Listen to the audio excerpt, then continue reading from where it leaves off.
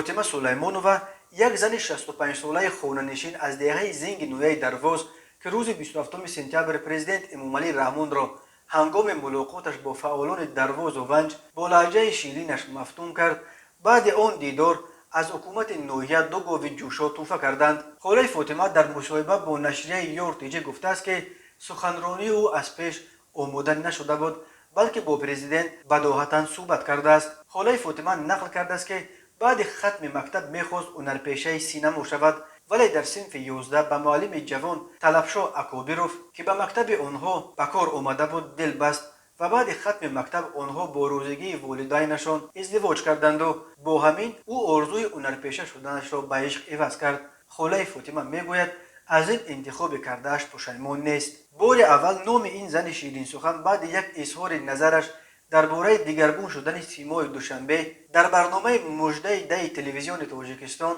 ورد زبان ها شد. نوار کوتاه سخنان او که با لهجه شیرین دروازی میگفت دوشنبه رنگ پریژ در اینترنت پخش شد و محض بعد همین قبل از سفر پرزیدنت به سراغ خاله فاطمه آمدند که در نزد امامعلی رحمان نیز بداهتا با همین لهجه صحبت کند. خاله فاطمه که 22 نبیره و 3 ابیره دارد اخیراً بیش از 100 کتاب قرائت کرده در آزمون فروغ صبح دانای اشتراک دارد و لکه از مرحله نویوی این آزمون گذشته به مرحله ولایتی رو یافته است. ویدیوی صحبت شیرین یک زن دروازی با پرزیدنت تاجیکستان امامعلی رحمان که روز 27 سپتامبر در اینترنت پخش شد توجه هزاران نفر را به خود جلب کرده است.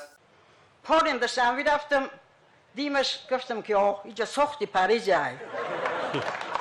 بعد یک ایتالی ما یک ژورنالیست میپرسه که ای خاله کای میگم ای دراز میگه که داشتم را خیلی میگم داشتم میگه در پریز هم زخشورشی است. ببین هزار رحمت ما دروازی امی خدمتات فقط امی را تگردونده نتونیم. حالا چات کنیم تار استاد میگیم که انا من راستیش بگم ایم وقتش کتاب میخوندم دونا بیما دگونی کم باد فاطمه زورا هر مدونا نکی دوره بیزبی رو نه مکتب روی تونسه نه چی نتامو برای بعد دو 5 خونده می چی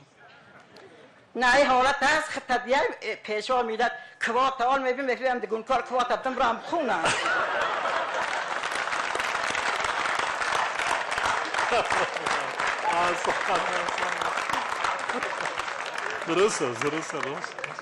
درست اما مطلع که گهواره تاگر دانش بجای من نمیشیم انا در همیش از 5 سالگیم حواسم کرد تیار خطدیم الهام اومه در فروغ صبح دانای اشتراک کرستم آسان آفرین انا لاحیوی شب گذشتم او ولایتی و اوش خدا یک یاردم کنم برای پیرسی هم ایزا میخونم و ایزا فراموش کنم یاد کرده آمد 100 کتاب خوندم در یاشی من در کتاب خوندم دائم کتاب میخوندم باره ولی نام خودت فاطمه ایه که یا زهرا؟ من کلونیم گیا فاطمه من. ولی ولایتی ده اشتراک کردی؟ نه ولی به اکتبر ریمه حتما به جمهوری را برید بریم سقه شرمندم نکنی بریم در همین پیریان خیستم نه چی باشد؟ خیلی دلم پره که بدون باره خیلی سوال یک که باز کمپیر یک فراموش نکنه نه برعکس برای جوان ها این چی عبرت می شود جوان ها عبرت می شود میگن گل با پیران خوشه جوان ها خودشو گلن رحمت خشومه میوه مای پیش ببیمد من کی نست کراریم میام سلام کنم خطی اکی سال من استم خطای پیش ببینم مالت بیا